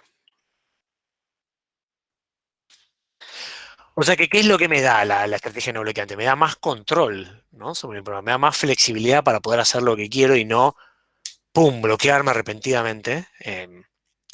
Y Pero tiene quizás, sentido si tengo... Sí, decime. quizás si llega a entrar por el no hay mensaje, hago otra cosa, no es necesario hacer que haga otra cosa en el if, sino asignar un valor y entonces al final del programa ver si ese valor está activado, volver a tratar. O es una burrada. Claro, claro. Por vos decís el valor que es como Y un el código valor de lo que que, tenés que hacer, o para... claro, un valor que determine que un proceso no se pudo hacer, entonces al final del programa, cuando ya haya hecho todos los procesos que quería hacer, entre ahí sí en el bucle que habíamos hablado antes, hasta que esté bloqueado, hasta que funcione el programa, hasta que reciba el mensaje. Claro, claro, efectivamente. O sea, vos tenés que... Si vos esperabas recibir un mensaje, pero no sabes cuándo, eh, tu programa va a tener que tener una lógica para tener marcado que hay un mensaje pendiente y reintentarlo más tarde, de alguna manera, ¿no? Alguna lista de operaciones pendientes que vos después por ahí revisás más tarde, digamos, ¿no? Si tu programa podía recibir un mensaje, pero en realidad no, tal vez no lo recibe nunca, tal vez no tenés que hacer eso. ¿Mm? Eh, eh, y si tu programa podía recibir un mensaje, pero podía hacer otra cosa, aunque en el momento esa otra cosa para hacer tampoco está disponible, podés agarrar y reintentar recibir el mensaje de vuelta y poder estar ciclando entre este proceso de reintentar. Mientras no haya nada más para hacer y lo único que hay es el haber recibido el mensaje, podrías llamar a recibir de vuelta y llamar a recibir de vuelta. Lo que a mí me importa ahora más que nada es, uno, que queden claros los pros y contras, ¿no? Entre cuándo me puede convenir usar una estrategia bloqueante y cuándo una estrategia no bloqueante, ¿no?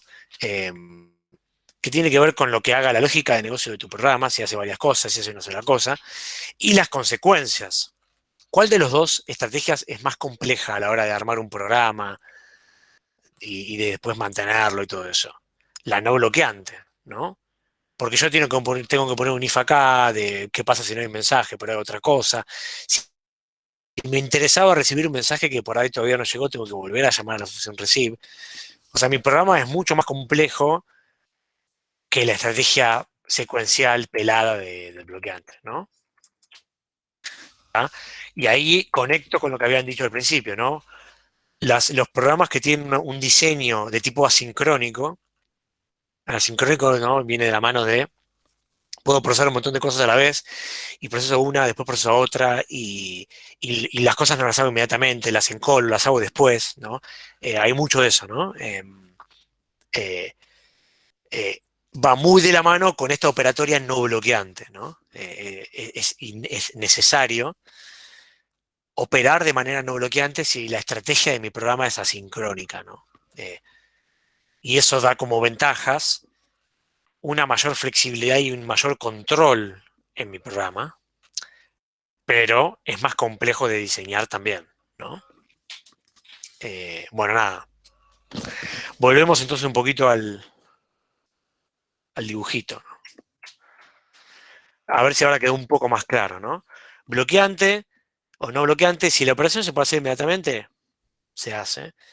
Pero si la operación va a tardar, esto no significa un error, significa va a tardar. El ejemplo que estamos viendo es el de receive, pero puede haber otros. Con semáforos es otro buen ejemplo.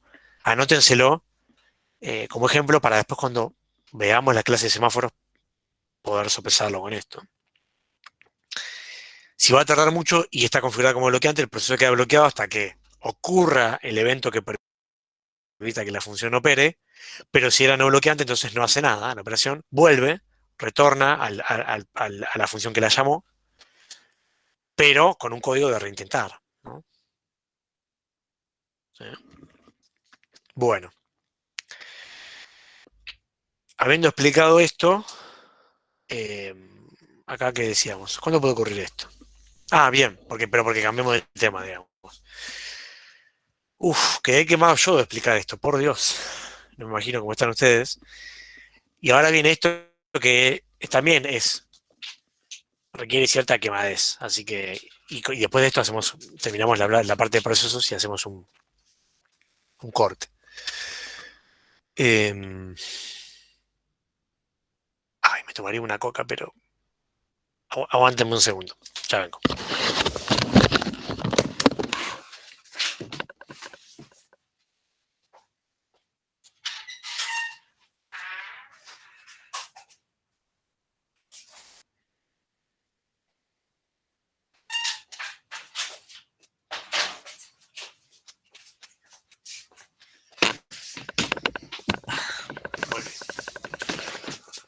Perdón, pero quiero que grabo esto. Ahí volví. Necesitaba un poquito de azúcar en la sangre. Bueno, lo que vamos a ver ahora es este concepto de cambio de proceso, en inglés process switch, al cual nos vamos a referir mucho a lo largo de la cruzada, ¿no?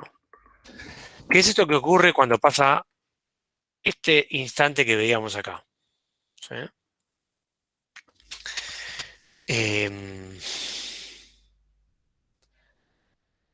Viene ejecutando el proceso 2 como un campeón y de golpe, por alguna razón, el sistema operativo decide que continúa ejecutando el proceso 1. Entonces, interviene el sistema operativo, usando la CPU, hace esa gestión, ese cambio de proceso y continúa el proceso 1. Ambos procesos no se dan cuenta de que pasó esto, pero pasó, digamos. ¿Sí? Este proceso 2 tal vez quedó bloqueado, tal vez quedó listo para ejecutar. Lo que es claro es que dejó de ejecutar. ¿Sí? Y que a partir del instante 3, el proceso 1 empezó a ejecutar. Entonces, ¿qué es lo que pasa acá adentro? ¿Cuáles son todas las operaciones que involucran este process switch? Y con esto vamos a conocerlas y con esto repasar y de alguna manera unir temas que vimos de hardware y de sistemas operativos hasta ahora. ¿Sí?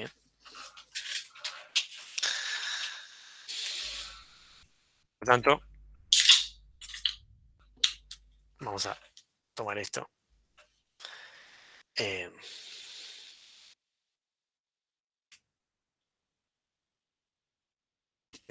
Muy feo esto, tendría que mejorarlo. Denme 10 segundos y arrancamos.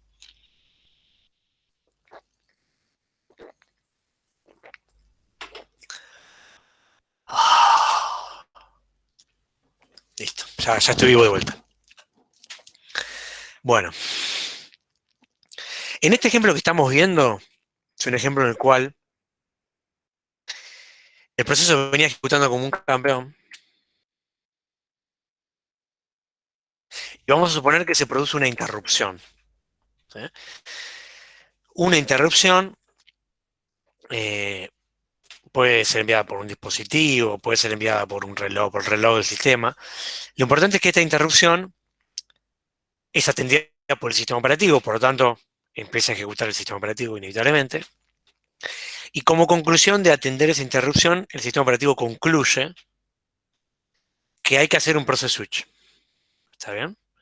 Que ya el proceso 1 ejecutó demasiado, le toca un poco al proceso 2. ¿Está bien? Ese es el contexto. Entonces, yendo a esta aplicación, lo primero que pasa que es, entonces se produce la interrupción. Bien. Cuando se produce la interrupción hay unos pasos que son producidos por el hardware, por la propia arquitectura, incluso antes de que empiece el sistema operativo. ¿Sí? Acá están marcados acá por HW, ¿no? Entonces, esos pasos son los siguientes.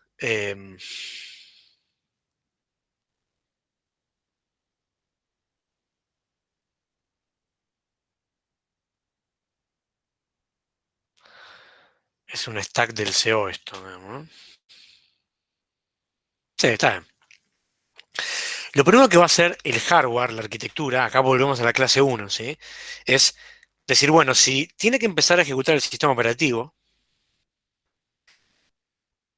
la única manera, el sistema operativo también es un programa, la única manera de que algo ejecute en el procesador es que el program counter, este famoso registro que vimos en la primera clase, apunte a una dirección de alguna instrucción del sistema operativo. ¿Está bien? Entonces yo voy a tener que hacer ese cambio en la CPU. Voy a tener que pisar los valores de los registros, sobre todo el program counter, con la dirección del código del sistema operativo que atiende las interrupciones. Pero antes de hacer esto, hay un problema. Si yo piso de una, acá estamos en el bajo nivel. O sea, atrás de lo que estamos explicando no hay nada, digamos. La nada misma. ¿Sí? Entonces, yo antes de poder pisar ese valor, tengo que guardarme el valor actual del program counter. ¿Por qué? Porque se corresponde con la próxima dirección del proceso que está ejecutando. No la quiero perder. ¿Sí? Porque yo voy a pretender que cuando el proceso 2 vuelva a ejecutar, continúe en la siguiente instrucción, en este caso en la C, y no empiece de vuelta, ¿no? Entonces, antes de pisar la CPU, la dirección de la rutina del sistema operativo, primero tengo que agarrar lo que hay ahí, que le corresponde al proceso que está ejecutando, y me lo tengo que copiar en algún lugar.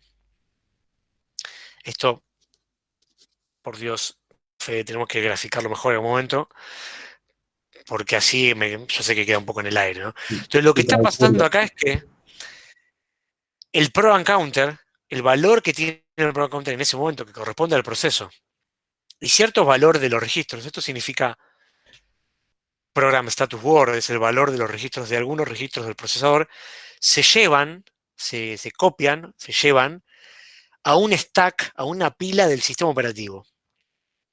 ¿Qué es esto? Un lugar de la memoria RAM donde el sistema operativo pone cosas temporalmente. ¿Está bien? Entonces, se copia de la CPU a un lugar de la memoria. Entonces ya tenemos una copia resguardada de esos valores del proceso. ¿Está bien? Con eso, guardado, ya no lo perdemos. Ahora sí, el program counter lo piso con la dirección de la rutina del sistema operativo. ¿Sí? Con la tranquilidad de que no pierdo los valores del proceso porque me los copié en otro lugar. ¿Está bien? Y no solo pongo en el program counter la dirección de la rutina del sistema operativo para que ya la CPU empiece a ejecutar sus instrucciones, sino que aparte hago acá, mágicamente en el mismo momento, esto es así, por definición, un cambio de modo. ¿Sí? Ese famoso cambio de modo que decimos que ocurre mágicamente, ocurre en este momento. ¿Está bien? De modo usuario, el modo que usaba el proceso que estaba ejecutando, a modo kernel. Quien sea que vaya a ejecutar ahora, no es casualidad, va a ser el sistema operativo, va a empezar a ejecutar en modo kernel. Y entonces va a tener privilegios para poder hacer lo que quiera. ¿Sí? Va a poder ser Dios, va a poder ser Superman, si les gusta DC, si les gusta Marvel va a poder ser... ¿Quién sería un superhéroe muy poderoso, el más poderoso de todos? ¿Guepardo? Howard del Pato. No. Bueno, voy a suponer que existe ese y voy a decir sí. Existe, Howard Pato. existe. ¿Sí? Ok, yo no sé nada de superhéroes, así que solo conozco los básicos, perdón. Bueno, o Howard el Pato, digamos, ¿no? Entonces, una vez que el hardware asigna esto, acá el program counter ejecuta la instrucción siguiente, que ya es del sistema operativo, entonces lo que decimos es que empezó a ejecutar el sistema operativo, ¿sí? Y a hacer sus tareas administrativas, ¿está bien? ¿Qué hace el sistema operativo? Agarra otros registros de la CPU que todavía no fueron copiados, pero estaría bueno copiarlos, y los copia también en el stack, se copia otra parte de la CPU que el hardware no copia, no importa, el resto del contexto de ejecución. Y ahora sí, finalmente el sistema operativo decide hacer algo, digamos, ¿no? En el contexto que nosotros estamos planteando, el sistema operativo va a decidir hacer un switch. ¿Sí? Va a decidir que el proceso que está ejecutando tiene que dejar de ejecutar y le toca a otro. Entonces, en este paso 5 decide esto. ¿Cuál es el criterio que toma el sistema operativo para decidir que largue el proceso 2 y empiece el proceso 1? ¿Y por qué no el 3 o el 4? Todo eso lo vamos a ver una parte al final de esta clase y otra parte al final de la clase que viene. Corresponde con la temática de planificación. ¿Sí? Por ahora, asumimos que decidió uno cualquiera. ¿Sí? Una vez que se decidió, entonces, en este caso, en el caso del ejemplo, el proceso A es el que se va y el proceso B es el que viene.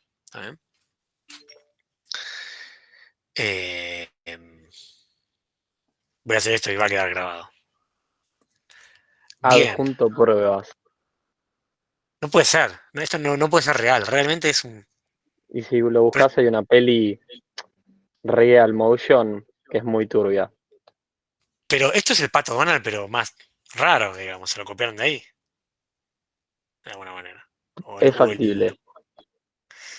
¿Pero esto es Marvel o es DC? Marvel. Marvel. Es más, hay un cómic en el que Deadpool se convierte en Howard del Pato en otro universo. Zarpado. Está en una camisa de fuerza. ¿Sabes? Se nota que es peligroso el chabón. Si no, no lo pondrían así. Bueno, bien, gracias. Cultura general. Bueno. Entonces, ahora el sistema operativo dice, bueno, listo. Decido que B reemplace a A, ¿no? Entonces, ¿qué hace el sistema operativo? Agarra el program counter, el contexto y el resto del contexto de los registros del procesador, del proceso A, que acuérdense, esos registros habían sido copiados a un stack temporal y lo lleva a el PCB del proceso A, ¿no? Acá está una de las utilidades importantes del PCB, ¿no? Tener esa copia de todo el contexto de ejecución de lo que estaba haciendo el proceso A cuando lo sacaron de la CPU, ¿no? Porque el stack del CO era un lugar temporal, ¿no? No iba a quedar ahí para siempre. Entonces, pone esto en el PCB del proceso A y marca el estado del proceso A como ready, ¿sí? Ya no está más en estado running. Acá donde vemos que los estados en realidad son menos valores, ¿no? Y si el sistema operativo por un error no actualizó ese campo, el campo del PCB puede ser una cosa y el proceso puede estar haciendo otra, ¿no? Ahí es importante que haya una coherencia ahí. Marco el estado como ready y lo meto en la cola de los procesos listos, a ese PCB del proceso A, y a partir de ahí elijo el otro, que ya sabemos que para nuestro ejemplo era el B, ¿no? Habiendo elegido el B, agarra y dice, bueno, dale, el estado del proceso del B ahora va a ser running. Esto es un valor que se pone, ¿sí? Lo cual es una preparación, porque todavía no empezó realmente a ejecutar el proceso B. Actualiza algunos registros de la memoria, que nada, vamos a dejarlo así, esto después lo vamos a profundizar. Y paso 12 y último, agarra al estado del procesador, esto es los registros program counter, MAR, MBR, todo lo que los registros del procesador los pisa, ¿sí? Los pisa con el contexto de ejecución del PCB, pero de B, ¿sí? No de A, que era donde yo había guardado todo acá, ¿no? Sino de B. ¿Qué estoy queriendo hacer acá? Al llevar el program counter y el resto de los registros a la CPU de B, lo que va a pasar es que inmediatamente la CPU ejecute instrucciones de B, ¿sí? Igual A empezó a ejecutar el proceso B. Ahora, es muy importante que al mismo tiempo que yo hago esta asignación del contexto que me había guardado en el PCB de B al procesador, al mismo tiempo haga un fucking cambio de modo, ¿sí? De modo kernel a modo usuario, ¿sí? Para que cuando B empiece a ejecutar en lo que sería el paso 13, que acá no lo vemos, ejecute en modo usuario. Si el sistema se olvidara de alguna manera de hacer este cambio de modo, de golpe B arranca a ejecutar como un campeón y está en modo kernel. Y podría ejecutar, digamos. No es que va a romper, ¿no? Pero de golpe el sistema entraría en un riesgo terrible, ¿no? Porque si B se manda una cagada, no hay quien lo frene, porque de golpe tiene el ancho de espadas, ¿sí? Para usar una terminología de viejos, o los superpoderes del pato Duck bajo la manga. Yo sé que esto es un poco denso, pero ¿qué opinan? ¿Se entendió? ¿Algún paso no les quedó claro? Mientras me tomo un traguito. Yo voy a tener que repasarlos, pero creo que se entiende. Bien, bien. Sí, esto es denso. Es para repasar, para leer varias veces. Cuando estudien, pasen por acá, tómense el trabajo de ir viendo cada uno de los pasos. Y si tienen alguna duda en un paso, en dos, en tres, más adelante, ¿sí? La clase que viene, la clase de consulta, me preguntan, ¿sí? Che, Esteban, el paso 7, la verdad, no me quedó claro, digamos, ¿por qué? Digamos, ¿qué significa esto que escribiste? Bueno, y lo vemos de vuelta, ¿sí? A medida que vayan cayendo las fichas de todos los temas que estamos viendo, se va a ir entendiendo, y ahora lo que pasa acá es que esto es el conglomerado de muchas cosas previas. Entonces, si algún concepto previo todavía no se consolidó del todo, naturalmente esto va a ser un poco más difícil, ¿no? Como cuando uno cursaba análisis matemático, ¿no? En la primera clase entendés, sí, qué fácil. Hagan ejercicios, uno no hace nada. Segunda clase, explican un concepto que está parado en el anterior, más o menos te lo acordás, entendés más o menos, hagan ejercicios, no hacen nada. Y cuando explican el tercer concepto que está parado en el segundo concepto, que está parado en el primer concepto, ya no entendés nada, ¿no? A todos nos pasó eso en algún momento, creo, en análisis matemático 1 o 2, ¿no? Y ya a partir de ahí vas a cursar y es como que te hablan en chino básico, ¿no? Sí, bueno. Cuando me pongo a estudiar lo voy a entender. Bueno, ojalá no les pase esto, pero si les pasa un poco, estamos acá para acompañarlos. Bueno, ¿alguna duda de esto o algún otro tema que hayamos visto ahora? Algo que se ha quedado en el chat.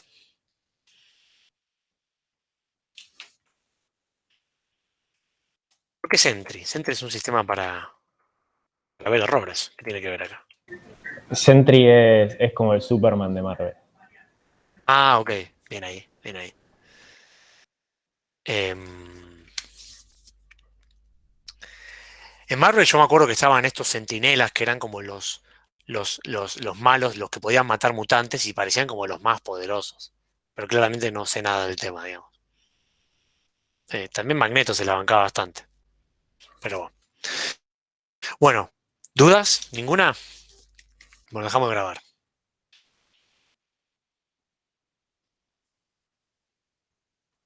Adiós, clase de